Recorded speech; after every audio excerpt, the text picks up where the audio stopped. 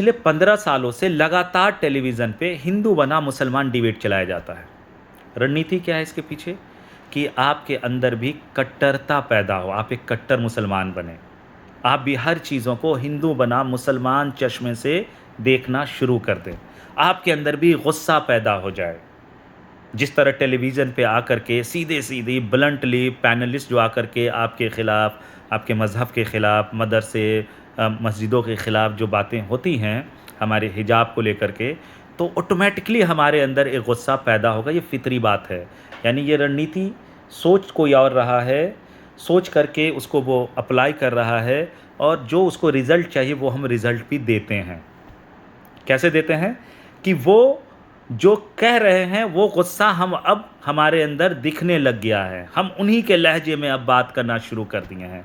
अब हमारे अंदर से एक डिमांड पैदा हो गई है कि हमारा भी एक ऐसा लीडर होना चाहिए, हमारी भी एक पार्टी होनी चाहिए जो उन्हीं के ज़ुबान में जवाब दे। अब पढ़े लिखे मुसलमान भी इस तरह की बात करने लग गए हैं।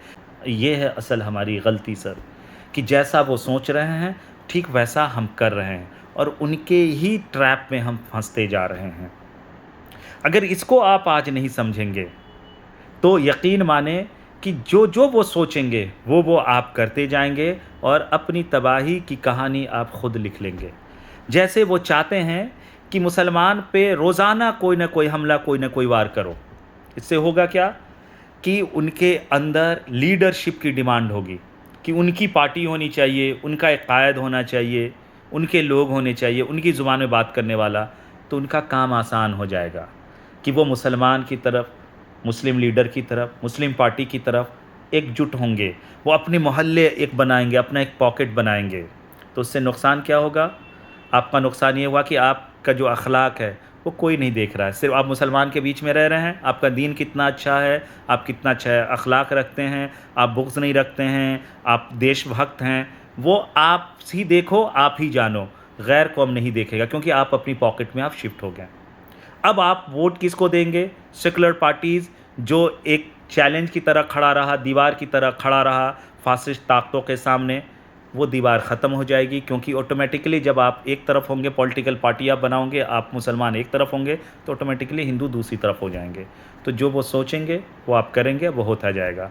तो ये जो टेलीविज़न में हीरो बनाया जाता है किसी को, वो एक रणनीति के तहत बनाया जाता है। आपने कभी दिमाग का इस्तेमाल किया है कि नहीं किया? अगर करते तो आपको ये बात समझ में आ जाती कि किसी भी पॉलिटिकल पार्टी को ना टेलीविज़न में टाइम लेने के लिए करोड़ों रुपए खर्च करने पड़ते हैं। एक सिंगल एमपी असदुद्दीन ओवैसी साहब, छोटी सी पार्टी, रीजनल पार्टी, जो एक असेंबली, एक कंस्टिट्यूंसी के असेंबलीज़ में ही चुनाव लड़ती थी तेलंगाना में, उसको कितना टाइम दिया जाता है टेलीविज़न पे। रोज़ाना कोई भी मसला हो उनके पास माइक पहुंच जाता है। ये रणनीति का हिस्सा है सर, कि आपके अंदर जो डिमांड थी कि आपका एक लीडर, आपकी पार्टी होनी चाहिए, उस डिमांड को फुलफ़िल कर दिया ओवैसी साहब की शक्ल में, और दुश्मन ने ही कर दिया। यानी अब आपका हीरो कौन होगा, नेता कौन होगा, ये आपके दुश्मन ने तय किया है। कि टेलीविज़न पे हर वक्त ओवैसी साहब को दिखाना ये इत्तेफाक नहीं है, ये सोची समझी रणनीति का हिस्सा है। यानी आपका हीरो एक पैदा कर दिया गया है कि आपके अंदर जो गुस्सा था कि वो उनके नीतीश राणे जैसा अल्फाज इस्तेमाल कर रहा है, जिस लहजे में, जिस टोन में, तो हमारे पास भी वारिस पठान होना चाहिए। उनके यहाँ अगर गिरिराज है तो हमारे यहाँ भी माजिद होना चाहिए।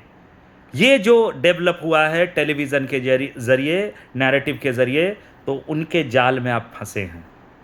जबकि नबी का दौर याद कीजिए सल्लल्लाहु अलैहि वसल्लम, कि किस तरह से जुल्म किए जा रहे थे। क्या हमारे नबी सल्लल्लाहु अलैहि वसल्लम ने अपना लहजा अपना लिया कुफ़ार वाला? क्या उनकी स्ट्रेटजी को अपना लिया या उनके नैरेटिव को अपनाया? नहीं, उन्होंने अपने अखलाक को पेश किया।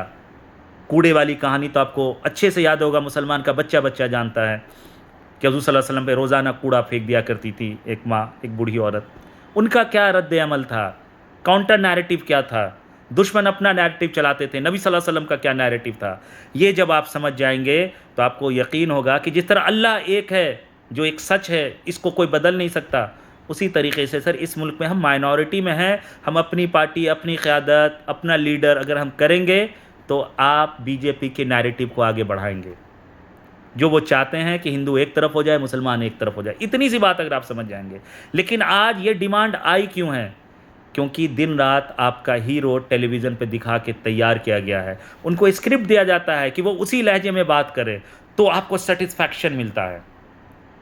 यानी युवा वर्ग जो आज पागल दीवाने हैं, क्यों हैं? क्योंकि मुसलमानों के खिलाफ जो ज़ुबानबाज़ी की जा रही है, जो ज़हर उगला जाता है, ये ढकी छुपी बात नहीं है, सच है।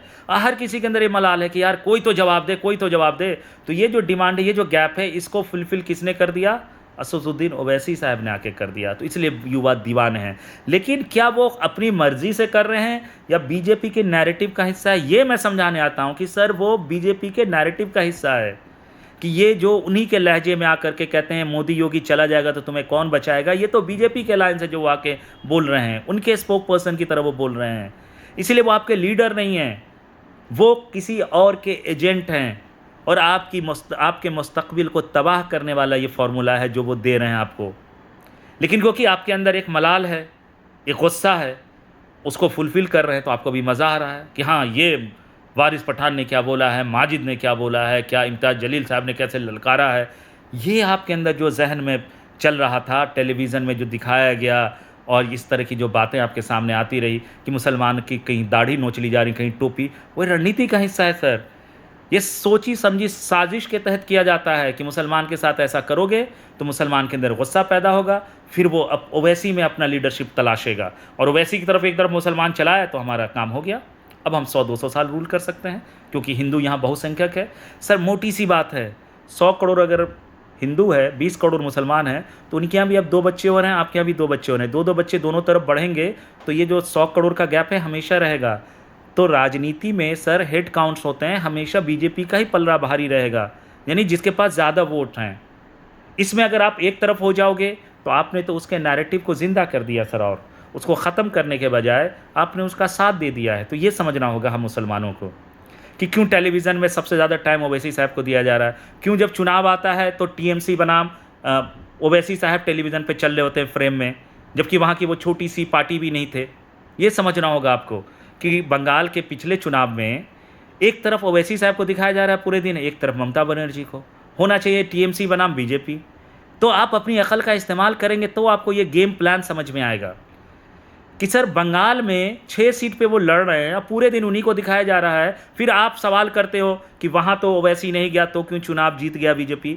सर आप लड़ने जाए ना जाए, आप जो बोलते हो वो तो पहुँचता है ना। चुनाव में तो औरंगजेब से लेकर अकबर, जहांगीर कोई नहीं चुनाव लड़ रहा होता है। महमूद गजनवी चुनाव लड़ रहा होता है क्या? टीपू सुल्तान चुनाव लड़ रहे होते हैं क्या? फिर इनका जिक्र क्यों किया जाता है? डर दिखाने के लिए सर। तो वैसी को एक डर के तौर पे पेश किया जा रहा है और आपको लगता है कि मेरा लीडर है, मेरे लिए आवाज़ उठाता है। सर वो आपके लिए आवाज़ नहीं उठा रहा है, वो उनके लिए आवाज़ उठा रहा है कि आप पोलराइज हो जाओ। ये गेम प्लान का हिस्सा है। जिस दिन आप ये समझ जाएंगे, आपको समझ में आ जाएगा कि मुसलमान की जो लीडरशिप इंडिया में है वो सेकुलर पार्टीज़ के ज़रिए होनी चाहिए। मुस्लिम लीडरशिप आप इस्टेब्लिश कीजिए, लेकिन आप सेकुलर पार्टीज़ वाले रास्ते से जा कर के कीजिए। आप अपनी पार्टी बना के करेंगे तो आप खूंटे पे एक दिन नज़र आएंगे और आप फिर बीजेपी के एजेंडे को, साजिश को, रणनीति को आप कामयाब कर रहे हैं। ये जिस दिन आप समझ जाएंगे उस दिन आप राह रास्त पे आ जाएंगे। और जिस युवा को लग रहा है कि ये जो डिमांड आपके अंदर आई थी कि उनके ज़ुबान में जवाब देने वाला होना चाहिए, तो आप पे जुल्म उसी वजह से हो रहा है कि वो जुल्म करेंगे, ओवैसी चिल्लाएंगे, बोलेंगे और उनका काम हो गया। यही वो चाहते हैं। तो क्या आप दुश्मनों की साजिश में साथ देंगे या आप अक्लमंदी दिखाएंगे? तो ये कौम जिस दिन अक्लमंद हो जाएगी, दानिशमंद हो जाएगी, उस दिन ये जो फासिद ताकतें, ये जो नफरती ताकतें हैं, उनका ग्राफ गिरने लगेगा सर। खूबसूरती ये है इस देश की कि आज भी हिंदू बहुसंख्यक समाज ज़्यादातर मोदी जी की राजनीति से इत्तेफाक नहीं रखते हैं, नहीं तो उनको सिर्फ 240 सीट नहीं आती 10 साल के बाद सर। ये आपको क्यों नहीं दिख रहा है? आपको लगता है फलाँ ने जुल्म किया, चिला ने जुल्म किया, फलाँ पार्टी ने जुल्म हुआ, ऐसे हुआ। जब आप फाइल पढ़ोगे, सरकारी फाइल, तो आपको दिखेगा कि उनमें बीएचपी का नाम आएगा, बजरंग दल का नाम आएगा, जो उनकी संस्थाएँ हैं, उनके संगठन हैं, उनके लोगों के नाम आएंगे। मतलब करता कोई और है, लेकिन आपके अंदर डाल दिया गया है कि देखो जी, ये तो कांग्रेस ने कराया, सपा ने कराया, सेकुलर पार्टीज़ ने कराया। उस सेकुलर पार्टीज़ के दौर में भी जो है सो मुसलमान पे जुल्म होते रहे। आपको ये सोचना कि जुल्म कर कौन रहा है? ये जुल्म सर जो संगठन बने हुई हैं, हिंदुत्ववादी संगठन है, वो करते हैं, वो लगातार करते हैं। उनका एजेंडा होता है कि जब वो जुल्म करेगा तो मुसलमान सेकुलर पार्टीज़ से मोह भंग होगा मुसलमान का, मतलब उसको आप दुश्मन की नज़र से देखना शुरू कर, जो वो चाहते हैं। दूसरी बात यह है सर कि आपके अंदर गुस्सा पैदा होगा, आप भी उनकी तरह बनोगे, आप भी दंगाई बनोगे, अपराधी बनोगे। तो एक कैलकुलेशन है सर कि क्यों किए जाते हैं ये जुल्म, कि आप सेकुलर पार्टीज़ को कमज़ोर करना शुरू करोगे, इसलिए आपके जहन में डाला जाता है। और प्लस सेकुलर पार्टीज़ अगर मुसलमान के साथ अगर कुछ कार्रवाई करेगा दंगों में, तो फिर हिंदू को वो कहने में काम आता है कि हिंदू वर्ग को दिखाते हैं कि देखो जी, ये तो मुसलमान की पार्टी है। मतलब एक तीर से कई निशाने लगाए जाते हैं मुसलमानों पे जुल्म करके इस देश में। तो उनकी साजिशों को जब तक आप नहीं समझेंगे, आप ऐसे ही भटके हुए कौम रहेंगे, जैसे युवा भी भटके हुए हैं। सर, आप मुस्लिम लीडर्स को वोट करें, मुस्लिम सियासत आप करें, लेकिन इसका रास्ता सेकुलर पार्टीज़ से होकर गुजरता है, न कि अपनी पार्टी बना के। क्योंकि इस देश का सबसे बड़ा सच यही है सर कि हम माइनॉरिटी में हैं। हम कभी भी चाह करके ये 100 करोड़ का जो गैप है, इसको हम फिल नहीं कर सकते हैं। नतीजे में हमेशा अगर हिंदू बना मुसलमान होगा तो बीजेपी 100, 200, 500 साल भी नहीं हारेगी सर चुनाव। और अगर आप यही चाहते हैं तो आप ओवैसी साहब के पीछे आ जाए, देख लीजिएगा, आने वाला कल आप भी देखोगे, आपकी नस्लें भी देखेंगी। जय हिंद, जय भारत।